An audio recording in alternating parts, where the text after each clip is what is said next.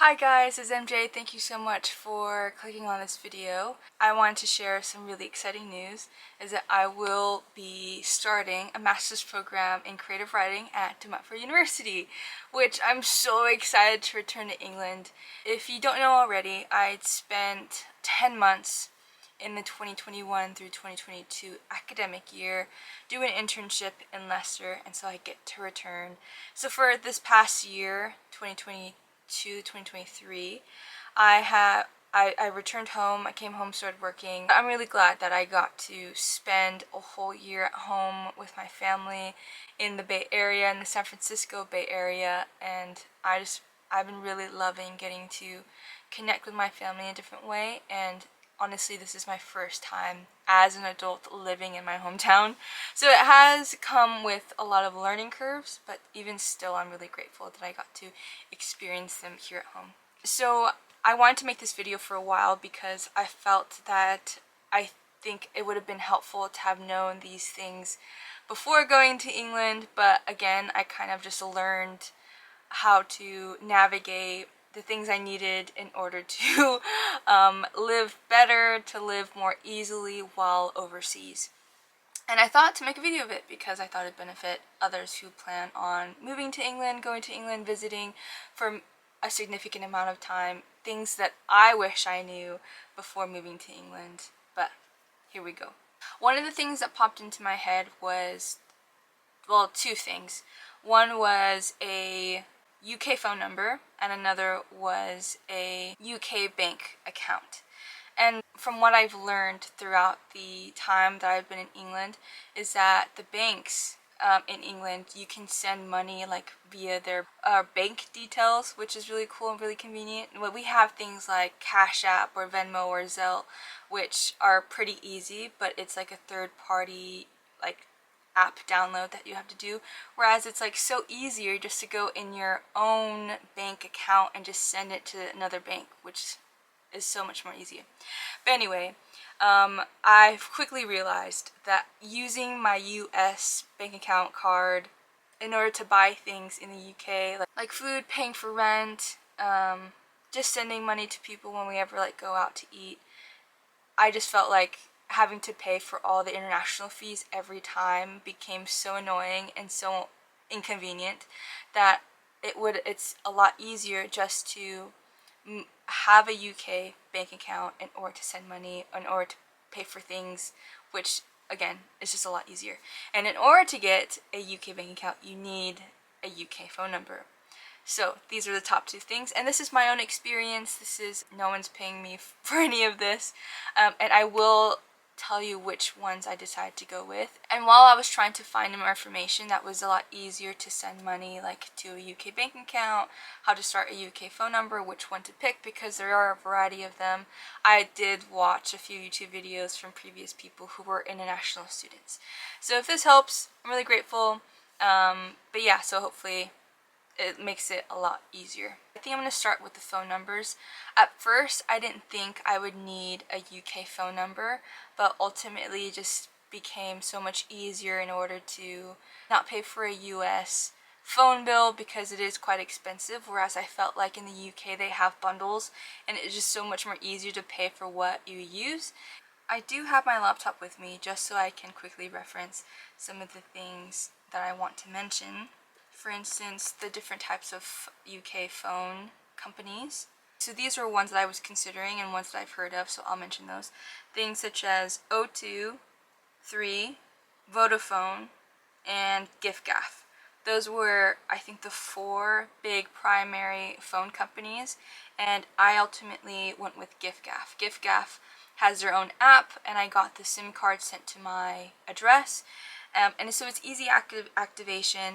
And I also wanted data while I walked around, wanted to explore the city more. So that was also one of the big reasons of why I think I decided to go with a UK phone number, because I can never use so much on my US phone number data, and even then the service was so spotty, so I thought it'd be best to get the UK one. So I think I chose the Giffgaff one. It just came with a variety of different amounts of data you can use. I think I was on the 15 one and it was about £10 a month, which £10 is like, I think 12, almost $13 here. So that a month was a great choice. If you do end up using your phone that you got from home, so for instance, having a phone from the US, you have to have it unlocked in order to use an international SIM card. And so I had to call my parents, and there was still money that they owed on the phone in order for them to unlock it, so they just had to pay the rest and call I think we had T-Mobile at the time. We had to call T-Mobile, let them know to unlock it, and then that was a free service. And ultimately, then I was able to use the phone overseas. So if you do use your phone, make sure your phone is paid off and you call your phone carrier in order to get it unlocked. So finally, I was able to get like a SIM card phone number, and I have an iPhone, so it just worked instantly. I'm not sure if it's a different story with like the Samsungs or like different Android phones, but it was a very easy setup with the iPhone. Now finally getting a UK phone number, I was able to then go to a UK bank, and I asked around with my friends which ones they use. There's a variety of them. I'll mention maybe the top 3 or 4 that I've noticed. I've seen a lot of banks around the city center, around town, which were Barclays, Natwest, HSBC Bank, and Bank of Scotland, Lloyds Bank, and Royal Bank of Scotland. So these I think are like very top tier bank accounts. And I ended up actually going with a bank that wasn't on this list, which was Starling Bank, which is a completely online bank. So there are specific things I had to do in order to withdraw money. I'd have to go to a post office, or if I wanted to deposit money, I'd have to go to a post office. And post office there, I think, are very accessible. There were 2 post offices that were very close to me. That was like maybe a 15-minute walk away, which I thought was very convenient. It was either between Starling or Lloyds Bank. I considered Lloyds because one of my housemates had Lloyds Bank, and ultimately I think it was just easier to go with Starling because I felt like that was the best fit for me. Considering that I will be applying for the student visa, it's so interesting because I felt like now that I have a UK bank account, I think I might ultimately ask my university just to reimburse any money that I have into this UK bank account instead of sending it to my US one, because then I'll have to send it into another app, which I'll get into, and then send that to the Starling app, or my Starling bank account. I was getting an income for the first 4 or 5 months while I was in the UK, which was so helpful. So I was doing a lot of remote work from my old job, and then ultimately they hired someone new, which was always the process when I left. But they were still paying me, so that they were sending money into my US bank account, and from my US bank account I would send like in bulk money to my UK one. And how I did that was using the Zoom app, which I'll of course put the link in the description box, and it's a PayPal associated app. So I already had an account and I was able to send US money and have it converted into UK pound currency, which I thought was really helpful. So those are the 2 top things, which was the phone company and the bank account, which I think was so helpful. So if you do end up going to the UK, if you're going to be there for a very significant amount of time, I'd consider looking into those options for UK phone numbers and bank accounts. Another thing I wish I knew before I went to the UK was the type of products that I use that the UK doesn't have. For instance, a lot of face washes, a lot of course, snacks, lol. And I've noticed a lot of just creams and makeup. There's no Sephora, and I don't know if they have one in London now, but there's no Sephora in the UK. I remember searching online my foundation, and it took me to the Sephora site in France, and I tried to translate, of course, the website, but even that was kind of difficult. There were a lot of things still in French. That's, I think, the closest thing. Oh, and makeup wipes. That was also using different types of makeup wipes. So I use waterproof mascara because I cry all the time. LOL, and so then using a specific type, I use the Neutrogena one. I don't think I was able to find Neutrogena face wipes in the UK. I don't recall ever finding one, so I had to use a Vino, which works, but it doesn't like get off the waterproof mascara as much as I'd like. So that's also a side note. It's super specific. So when I was actually packing my suitcase, I wanted to make sure that I brought enough of my favorite lotions, of my favorite face products, in order to go to the UK. So that's something that I know I'm going to stock up on when I leave. My skincare routine is something that I do not budge. I always wash my face. I always make sure that my face is moisturized, because I think growing up, acne was such a big thing in my life that I make sure that I stick with the routine and I and I don't miss it. So I think as far as things in order that I needed like for everyday life, and the things that I already did know, I watched a lot of UK YouTubers growing up, such as Zoella, Casper Lee, Tanya Burr, oh my goodness, Jack and Finn Harry's. Just that whole like crew of YouTubers, if you guys know about them, and I'm sure you do, like they are probably one of like the core foundations of what make YouTube.